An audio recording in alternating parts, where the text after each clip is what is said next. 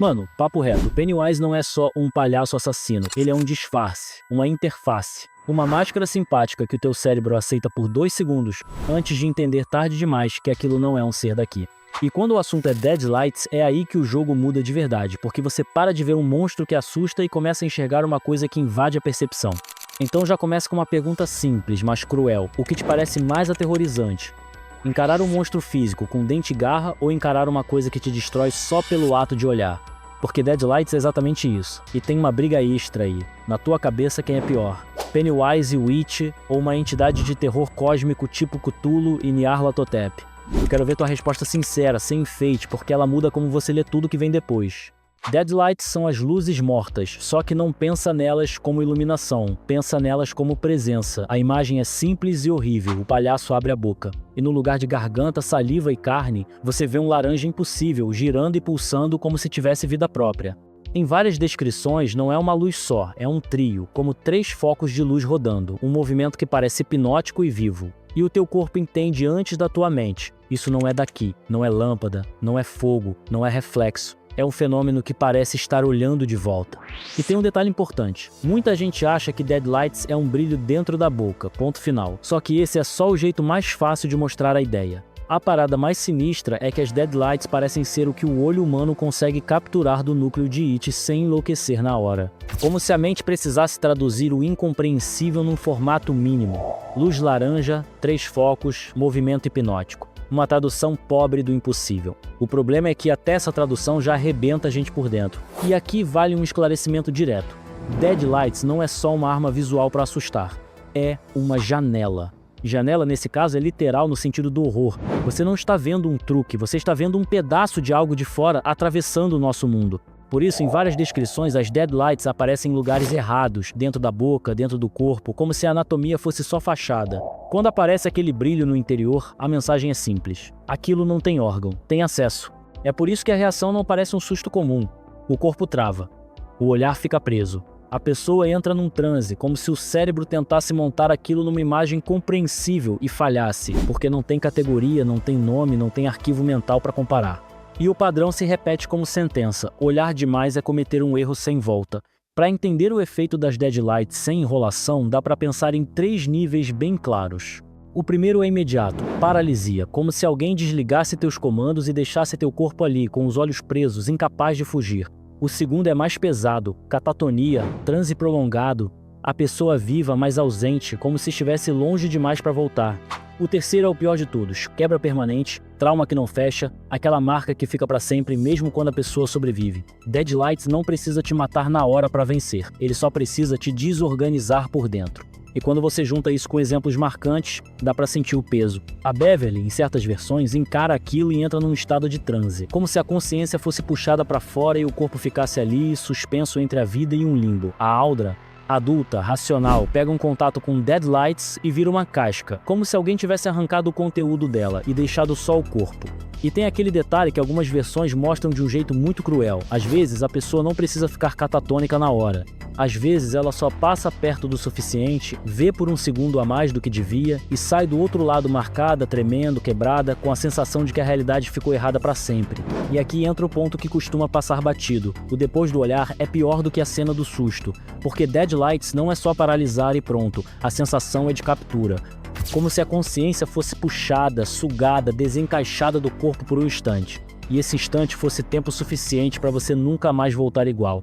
É por isso que, em certos casos, a vítima fica como um corpo vivo, com a mente ausente, como se alguém tivesse removido a pessoa e deixado só a casca.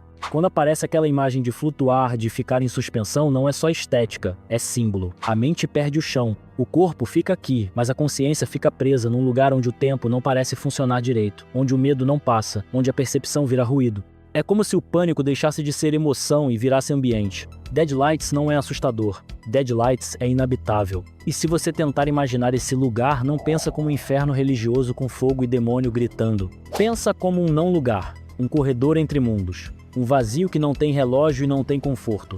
Um lugar onde você fica consciente o suficiente para sentir, mas incapaz de reagir. Isso é o que torna a ideia tão cruel. Não é só morte rápida, é a possibilidade de prisão. A mente presa num loop de medo, como se a tua identidade ficasse ali, suspensa, enquanto o resto do mundo segue. Agora vamos falar do visual das Deadlights com calma, porque isso também é parte do terror. As descrições costumam ser vagas de propósito, porque quanto mais você explica, mais você enfraquece o horror.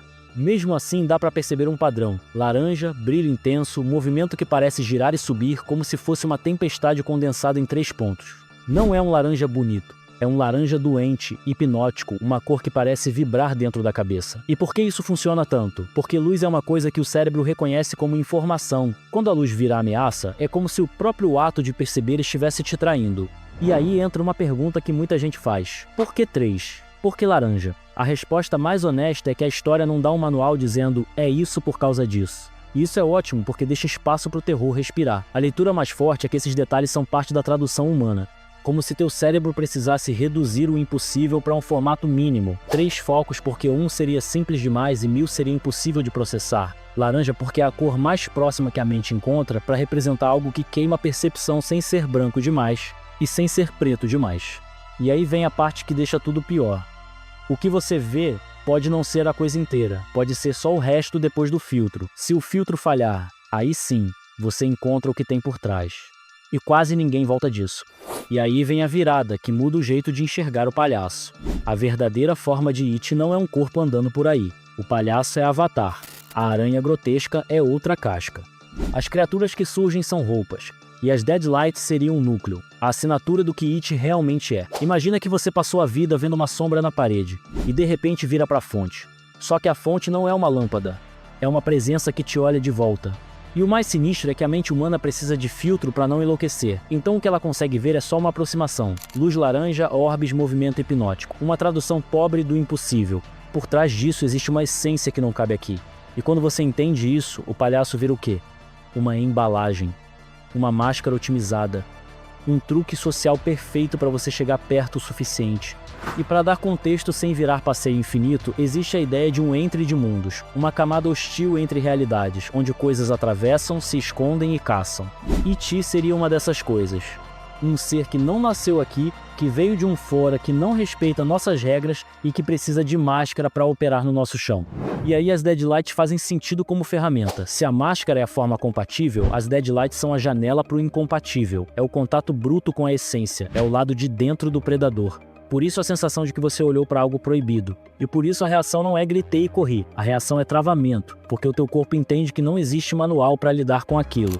Agora pensa no teu cérebro do jeito mais direto possível. Visão não é câmera, é interpretação. Você não enxerga o mundo cru, você enxerga a versão que teu cérebro consegue montar. Ele recebe um caos de informações e transforma em coisas, porta, rosto, sombra, perigo. Só que quando aparece uma coisa não categorizável, o sistema entra em alerta. E o corpo tem modos de defesa reais: lutar, fugir ou congelar. Congelar não é fraqueza, é o sistema travando para sobreviver. Agora imagina um estímulo que não é só assustador, mas impossível de categorizar. Algo que não cabe em monstro, não cabe em animal, não cabe em ameaça que eu entendo. A mente tenta montar uma imagem e falha. Quando falha, sobra colapso. Dissociação, apagão, trauma instantâneo, aquela sensação de sair de si. Deadlights funciona como um ataque direto ao ato de perceber. Não te derruba primeiro com dente, te derruba desligando o teu eu. E aí vem a parte mais cruel. As Deadlights não são só um efeito bonito, elas têm função. Elas são arma e ferramenta ao mesmo tempo. Porque It não é um bicho que morde e vai embora. Ele se alimenta de medo. Medo, para ele, é combustível. É sustento. Então pensa numa ideia simples e sinistra. As Deadlights seriam um processador de terror. Você olha, você trava, você entra num estado de pânico absoluto e nesse estado você vira comida fácil. E não precisa ser comida no sentido literal de carne, você vira alimento emocional, você vira bateria, você vira recurso. Isso também explica por que o medo é tão importante no jeito que te caça. O corpo é a parte fácil, a mente é a parte valiosa. Medo de adulto muitas vezes vem com racionalização, não existe, foi impressão, foi estresse. Medo de criança é bruto, é puro. É imaginação trabalhando sem freio. E quando a imaginação acende, o horror ganha forma. Isso é perfeito para um predador que usa a percepção como território. O palhaço é o convite. As Deadlights são o portão fechando. Agora entra a diferença que muita gente mistura, e isso é essencial. Glamour e Deadlights não são a mesma coisa. Glamour não é só transformação por transformação. Glamour é engenharia de terror. É o predador lendo teus medos, escolhendo o que te desmonta e te guiando até o ponto perfeito de pânico. Glamour é a camuflagem que tua mente consegue entender, a forma compatível, a isca sob medida. Deadlights é outra regra, é a janela para o incompatível. Glamour prepara e tempera, as Deadlights capturam e apagam. E quando você percebe isso, o catálogo de formas de Pennywise ganha sentido. Palhaço é uma contradição ambulante, foi feito para ser seguro, colorido, infantil. E por isso mesmo vira o cavalo de Troia perfeito. Criança confia, criança se aproxima, criança entra no raio de ação. E It prefere crianças porque a imaginação delas é matéria-prima pura. Predador inteligente não escolhe presa pela força, escolhe pela vantagem. O palhaço funciona como embalagem padrão. Pega fácil, pega rápido, pega muito. Só que quando o alvo é específico, quando a dor é particular, aí o glamour fica mais sujo. It não vira um monstro forte, ele vira o teu medo. E as espécies entram do jeito certo, não são skins aleatórias, são linguagens diferentes de medo. Medo biológico, doença, podridão, parasita, carne apodrecendo. Medo cultural, lobisomem, múmia, vampiro, aquele monstro que tua mente já reconhece como ameaça. Medo doméstico, banheiro, ralo, quarto, porão, o lugar que devia ser seguro virando território hostil.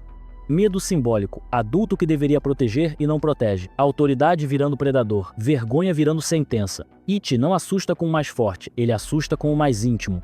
E isso é a parte nojenta, a isca não é genérica, é personalizada. E tem um detalhe ainda mais perturbador. Se It quisesse, ele poderia usar Deadlights como botão de desligar o tempo todo, só que ele não faz isso sempre. E por quê? Porque o objetivo não é só matar rápido, o objetivo é alimentar melhor. Medo apressado é raso, medo cultivado é profundo. Então ele brinca com a presa, ele monta a cena, ele te faz duvidar de você. Ele te faz se sentir sozinho, desacreditado, ridículo, impotente.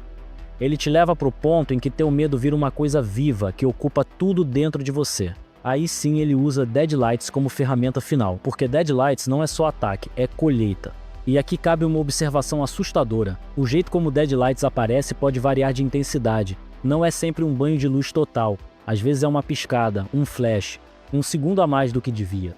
E esse segundo já é suficiente para te deixar marcado. Isso faz parecer que It doseia o contato, como se soubesse até onde pode empurrar sem perder a presa cedo demais. Porque presa quebrada do jeito certo continua servindo. Ela carrega medo, carrega trauma, carrega silêncio. E silêncio também alimenta, porque silêncio mantém o predador invisível. E aí entra a parte que parece metafísica, mas é Deadlights puro, bater em Avatar não resolve. Se o palhaço é máscara e a forma grotesca é casca, então existe um tipo de confronto que precisa encostar no núcleo. E encostar no núcleo significa chegar perto das Deadlights sem ser apagado por elas. É por isso que o ritual of Shud existe como ideia, não como magia bonitinha, mas como disputa de vontade, de foco, de significado. É como se você tivesse que segurar a tua mente no lugar enquanto a coisa tenta te puxar para o lado de lá.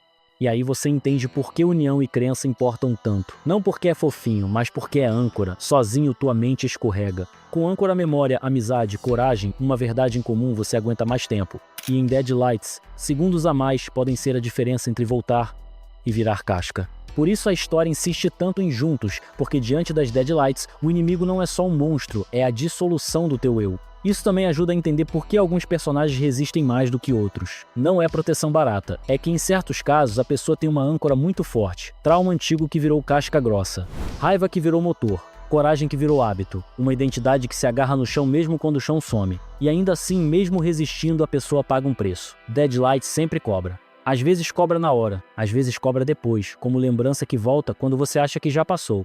Agora junta isso com Derry, porque Derry não é só cenário, é mecanismo. O que rola ali parece uma cidade funcionando como aquário. Você tem padrões de gente que não vê, não lembra, não liga, coisa absurda acontece e o mundo segue como se nada. Parece um filtro social, uma anestesia coletiva. E isso é perfeito para It, porque o predador não precisa caçar com pressa quando o ambiente já está temperado. Medo suficiente para alimentar, silêncio suficiente para esconder, distração suficiente para ninguém reagir. E quando você liga isso às Deadlights, a coisa fica ainda mais doentia. Não é só que ele tem uma arma, é que ele tem um lugar onde pode usar essa arma sem interrupção. Um microcosmo onde as pessoas hesitam, duvidam, ignoram, esquecem. Um lugar onde a realidade parece mais fina, como se fosse mais fácil abrir a janela. E aí o ciclo ganha sentido.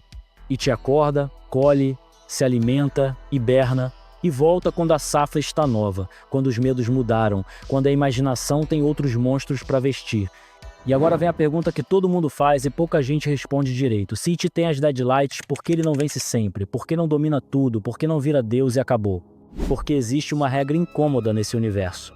Crença e significado importam. Não no sentido fofinho, mas no sentido mecânico. It não é só força. Ele é controle de narrativa.